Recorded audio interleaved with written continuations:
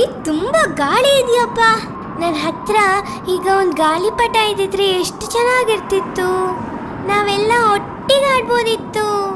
ನನ್ನ ಹತ್ರ ಇದೆ, ಇಲ್ಲಿ ನೋಡಿ. ಬಾ ಆಟ ಆಡೋಣ. ಸರಿ ಬಾ, ನಾವು ನಮ್ ಗಾಳಿಪಟನ ಆಕಾಶ ಮುಟ್ಟೋ ತರ ಹಾರಿಸೋಣ. ಗಟ್ಟಿಯಾಗಿ ಹಿಡ್ಕೋ. 1 2 3